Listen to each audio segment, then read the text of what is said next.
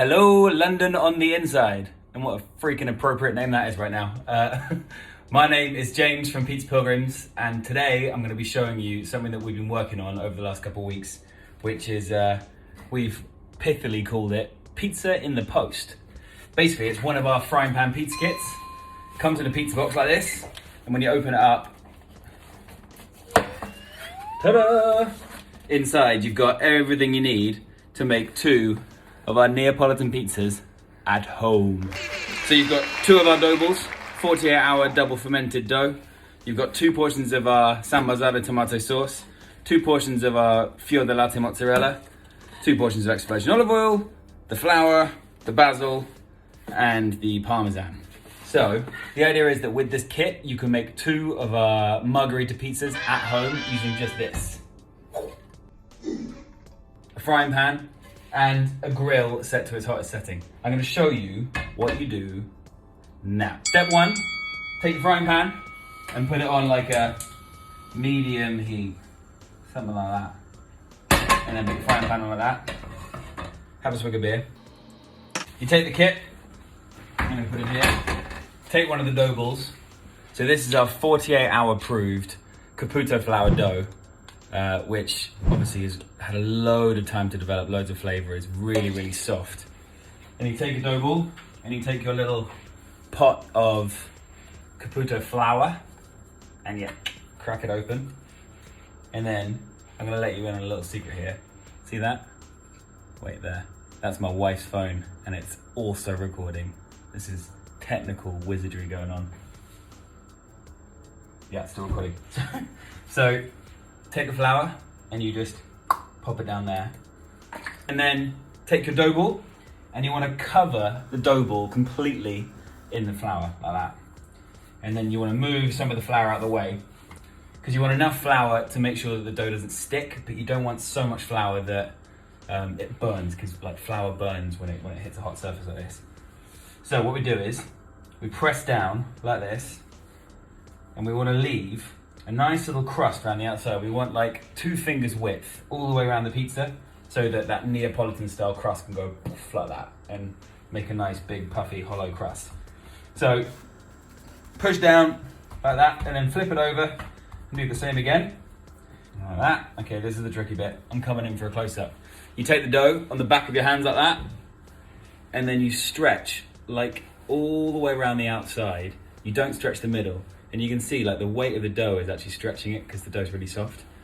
And what you want is you want a nice thin crust in the middle, and then you want this nice crust around the outside. Look at that, that's how thin we want it. And then you take it and you plonk it immediately straight down into your hot frying pan like that, and then you want to push out all the edges. So you've got like 3 or 4 seconds to sort of put the pizza in the right position in the pan like that.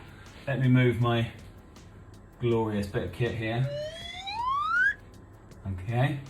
Once you've got the dough in the pan, take your tomato sauce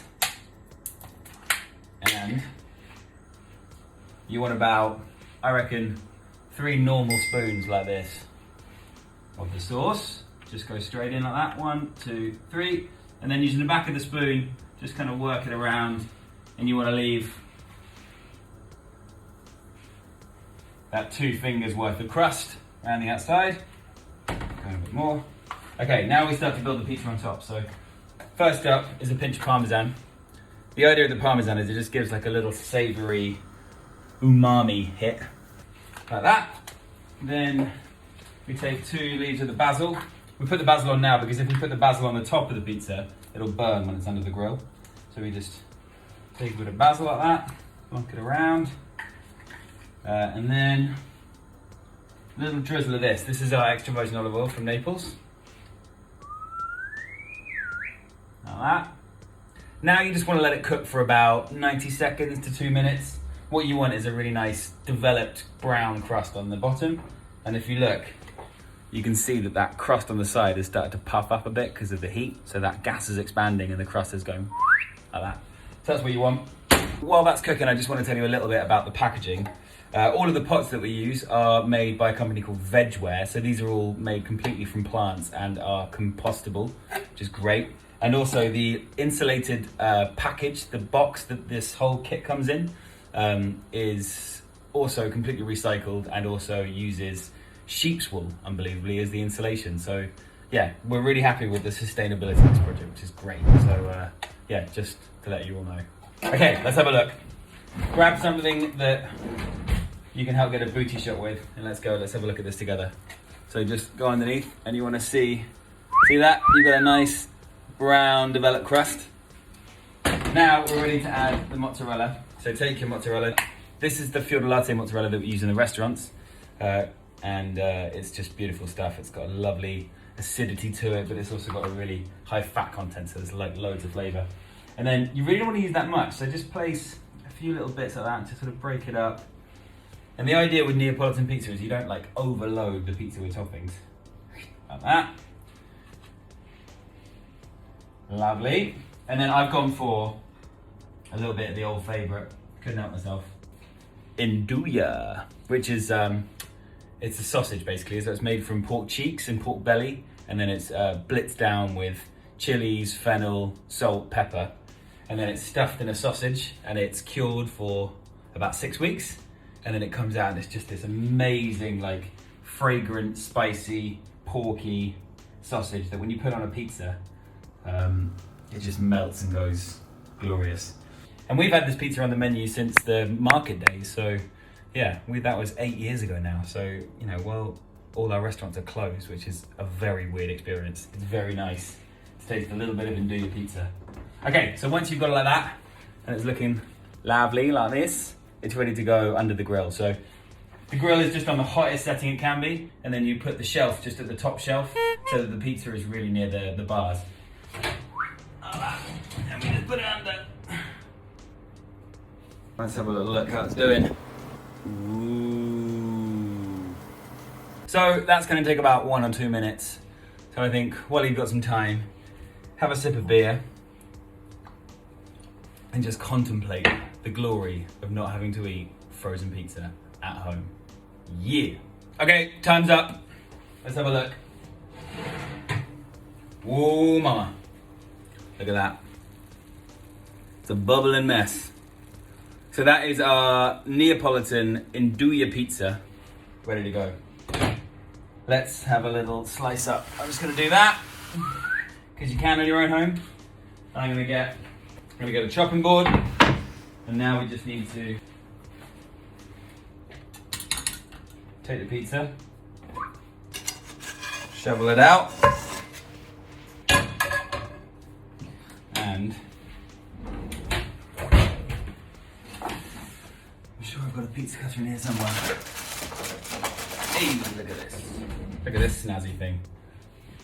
Look at that. Joseph and Joseph. Snazzy. I don't really know why it's better, but okay. And you just want to, in fact, this is a great opportunity to teach you how to slice a pizza properly. What I hate seeing is people who start in the middle and they kind of just hacking away at it like this. The only way to slice a pizza properly is you take your slicer, you go smash down through the crust on the near side, and then in one cool, calm, clean cut, like that. The 4 C's of slicing pizza out there. So you slice it into 4 like this, Naples style. Boom, look at that. Neapolitan pizza, made at home by your fair hands, just using a frying pan and a grill, and one of our glorious, if I say so myself, frying pan pizza kits. So hopefully they're going to be available this week, and you can order them on our website, so go to pizzapilgrims.co.uk, and yeah, they should be out on sort of 24-hour delivery, so you could be eating pizza like this week. Should I taste it? Is it going to be too hot? Should we find out?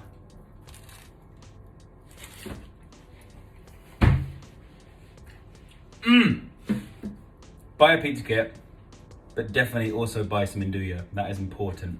You're allowed, it's essential purchasing. You're allowed out to go and buy Nduja. Well, cheers everybody. It looks like we're all going to be locked up at home for a little bit longer, so try and make the most of it. Eat more pizza, and we cannot wait to have you back in the restaurants when all this crap is over. So lots of love, and see you soon. Bye.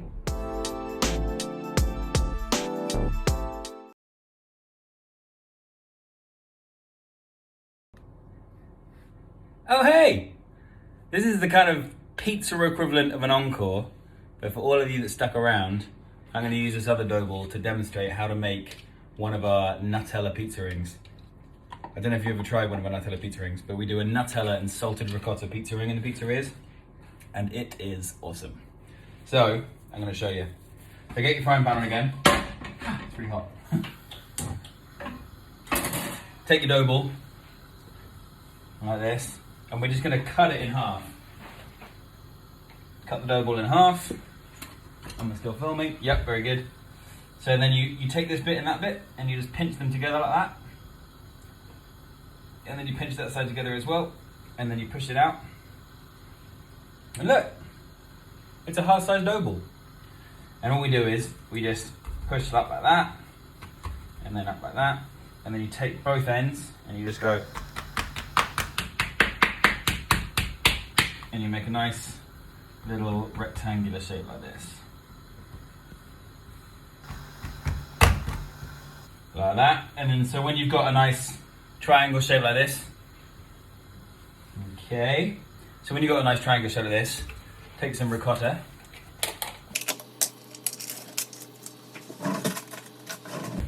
and a little spoon like this, and just take some little bits like this. You don't want too much, maybe let's go for like 3 like that,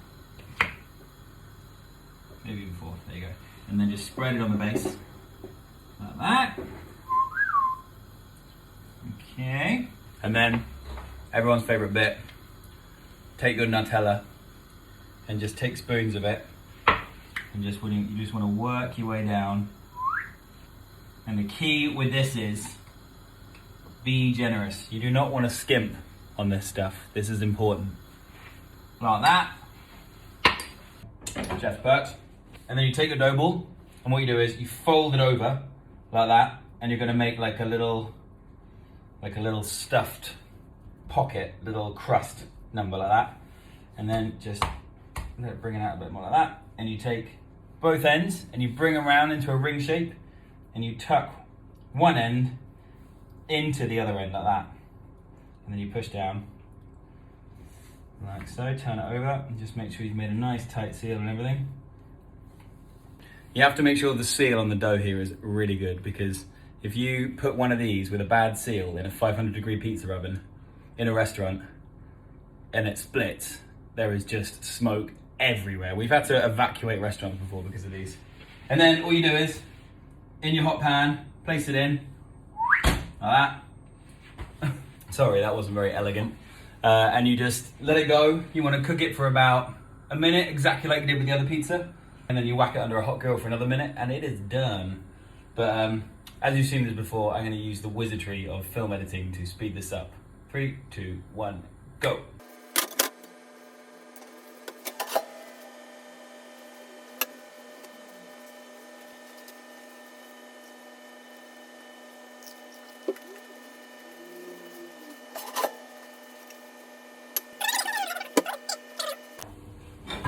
Okay, and there you have it.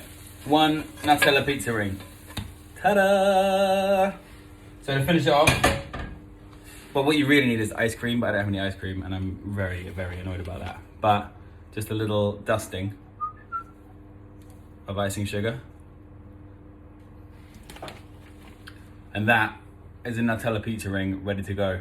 Whatever you do, do not attempt to eat the Nutella pizza ring within 2 to 5 minutes of cooking, because the temperature inside this thing is approximately 10,000 degrees, and it'll burn your tongue off and you won't taste anything for a week. Anyway, I really am done now. I'm gonna go find a dark corner somewhere and eat this on my own.